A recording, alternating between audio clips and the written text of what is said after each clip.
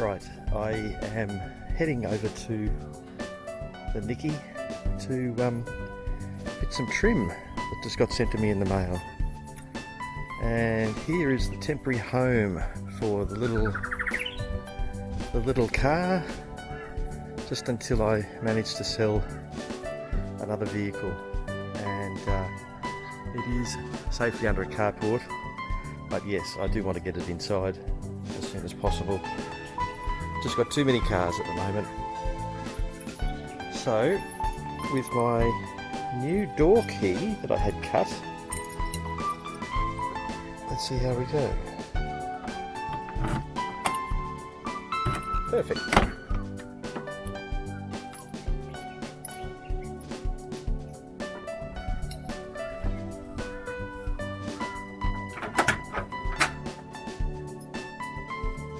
Now the spring is missing from the choke area, so I just need to fiddle around with that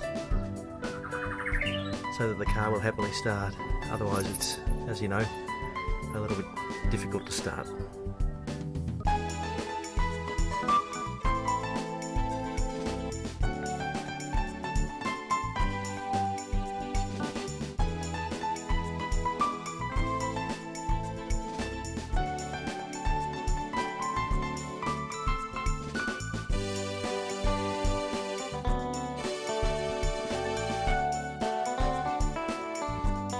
What I'm going to replace today, or fit, is a little piece of plastic trim that goes along the edge there. For some reason the former owner had that out. Maybe he was cleaning up the carpet and took the trim off to make it easier. I'm not sure, but it should go back on, and thankfully he has sent it to me in a very long tube, costing quite a few dollars. So thanks for that, Danny.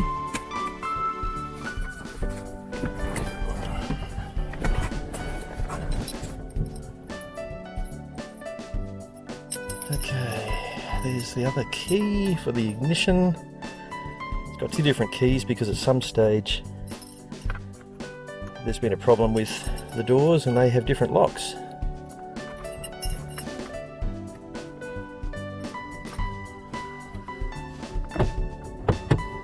Neutral. We light up.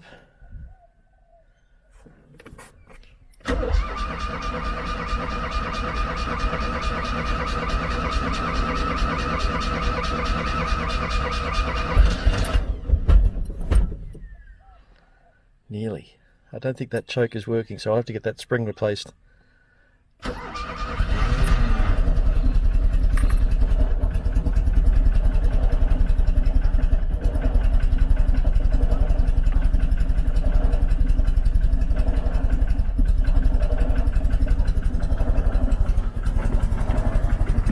Just wobbling a little bit. That's what I like about it.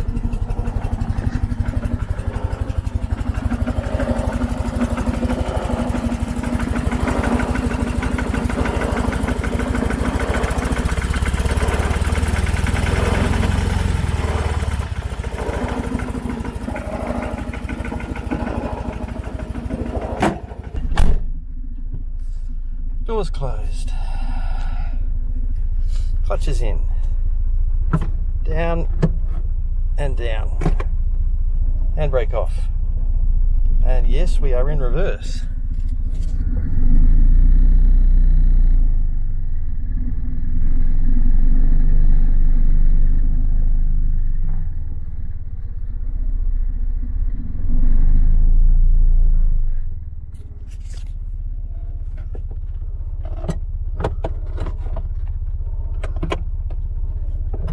First is a little tricky to find, I find. It seems to want to go into third gear too easily. I don't recall that with the other two that I owned, but that's what this one exhibits. So I'll have to look into that and see why that is. Maybe it's just age. I don't know. I shall pull over here, because this thing just parks anywhere. So I'm going to pull over here. And let's go and unbox that bit of trim. There we go, express post and all sent up in the post, and it's quite long, as you'd expect, being a trim piece that goes along there. So, and it appears to be braced against a bit of wood. Ah, you've looked after me, Danny, thank you for that. Now I'll just get this little bit off. Plus also has wax paper or something on it. Goodness me. He's looked after me. Okay. I'm not going to bother taking the whole piece of wood out because I don't think it's needed. So far, we're looking good. It has survived the trip.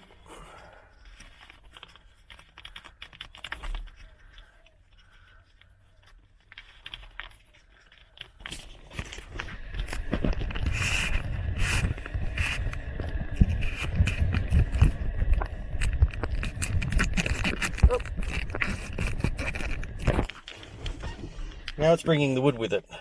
Does that mean there's a screw or something on the end? No, it just means it's been wrapped up really well. I think I'm nearly there. And yes, there we are. So that is the trim. Now it looks like I'll have to find a couple of screws. Otherwise, I don't think they've been sent in the pack. Anyway, no problem.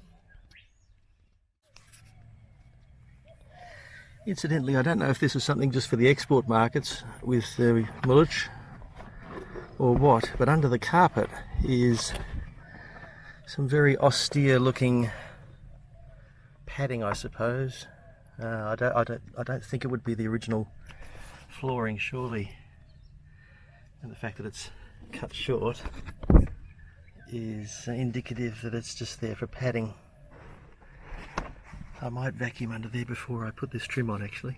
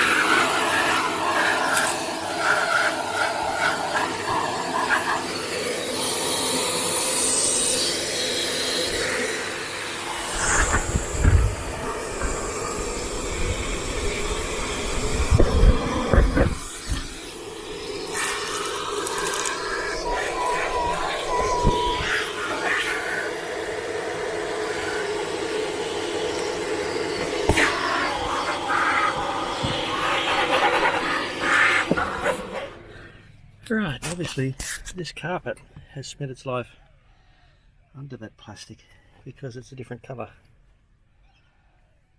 Right, now to find some Phillips heads to put that on. Just taking this one out for comparison.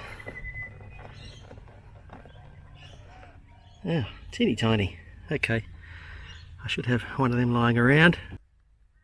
Well, I found a bottle cap and a random washer thingy and a cable tie under the carpet. Now I've taken the trim off the passenger side, in Australia at least, to have a good look under here, and I'll just let the sun light that up for you.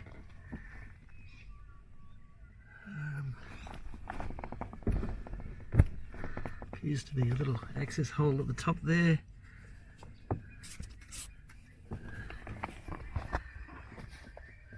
But just needs a little bit of a vacuum, only a little bit.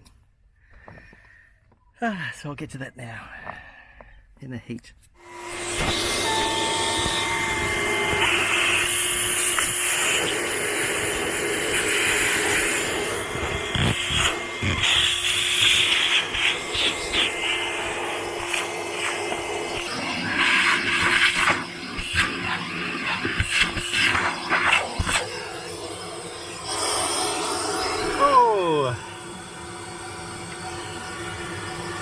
5 cents.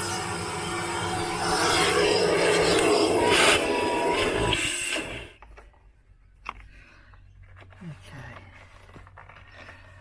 Right. Other side. Right, I'm sitting down for this last little bit because it is so hot, even in autumn. I'm sweating all over and out of breath just running around and screwing and unscrewing things. So I did find some equivalent screws in my toolbox. So that should be able to go on there. So I shall just fit it in and you can watch from above.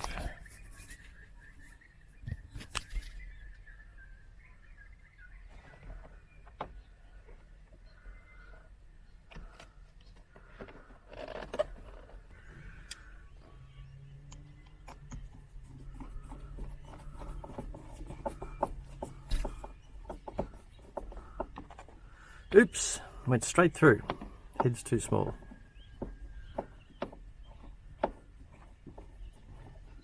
Problem.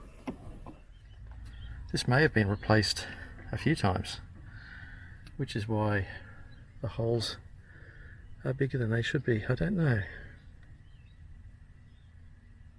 Anyway, I'll do some more digging for slightly larger screws. Okay, just to get it sorted, whoops, just to get it sorted, we will use one of these screws. It'll obviously be a different colour to the other four, but it'll hold the trim in place, and that's the most important part. Let's give it a try.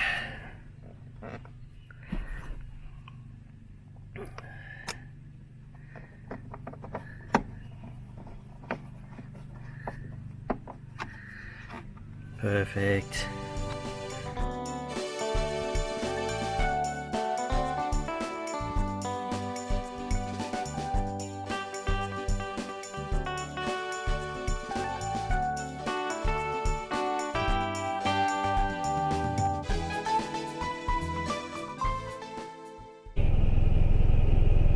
Well, I've washed it because it had a bit of bird poo and dirt on it, and it did have a tiny little leak just above my head onto the seats. I wasn't washing it very hard because I was anticipating something might leak, so water sneaks past part of the top of the driver's door for some reason.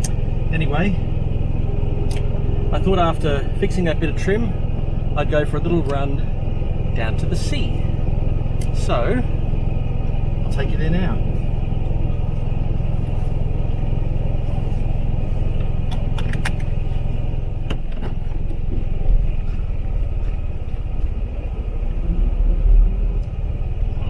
I might have third there. I'll stop at the curb and find out.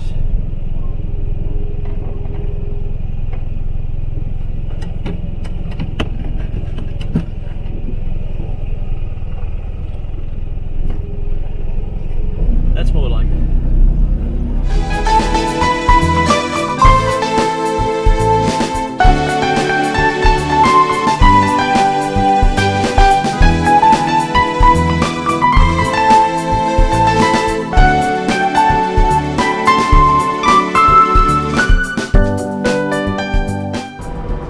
And I'm doing 80 along the road to Beach Beer. There's a lot of cabin noise, but that's what you get with a 126P or a Niki. I used to do 100 kilometers an hour every morning to and from work. A good 30-40 kilometers each way, and I happily did that every day.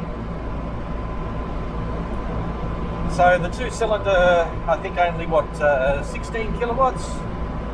It does okay considering how much it's got to push around.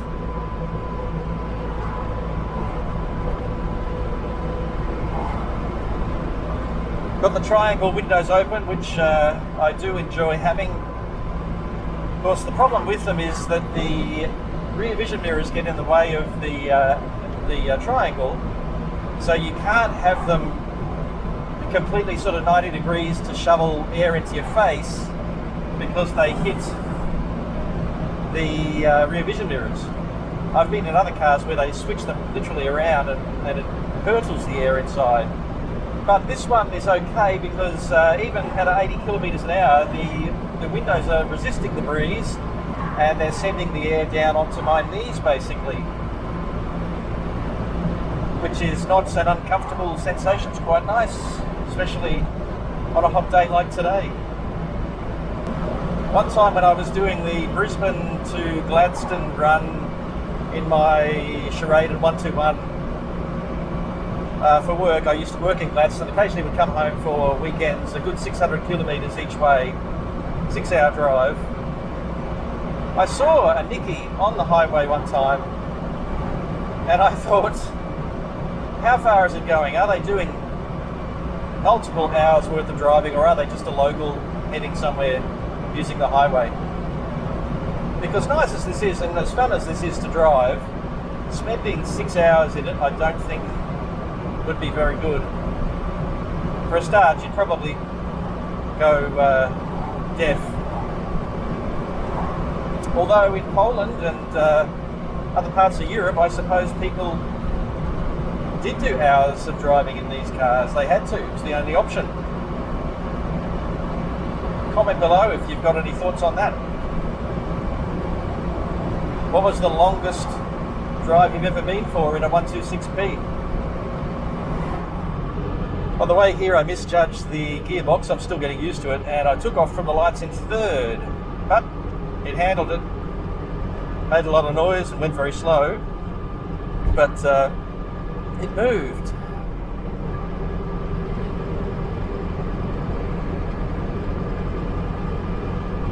Someone with more knowledge than me will know, but I'm pretty sure small capacity engine and small weight equals the ability to take off in quite high gears.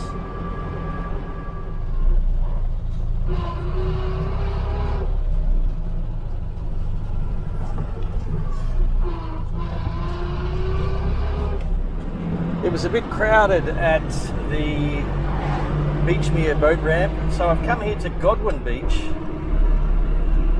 probably 20 minutes further east, and not only do you get a great view of the ocean that you'll see in a moment, but you get easy access to it. It's not hidden behind a hill like it is in some spots. And I'll just go down here. Wow, that's a gorgeous day today. And of course it won't go in second, so I'll just put it in third and survive.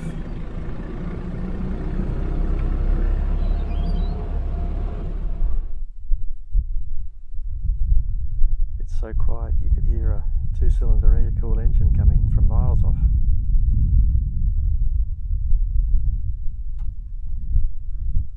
Looks like the tide is in as well.